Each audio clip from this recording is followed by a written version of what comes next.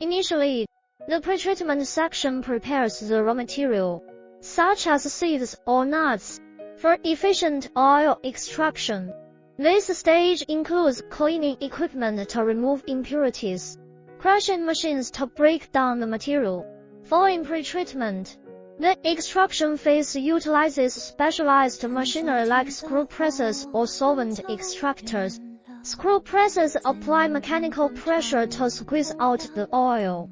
After extraction, the crude oil enters the refining process, which is crucial for removing impurities and improving the oil's quality.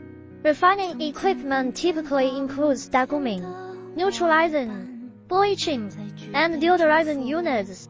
Each step targets specific contaminants, ensuring the oil meets industry standards for clarity, taste.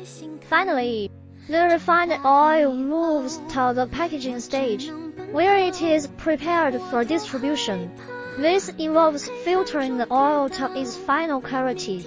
Overall, the complete oil extraction production line is a well-coordinated system that integrates various technologies to produce high-quality oil products efficiently.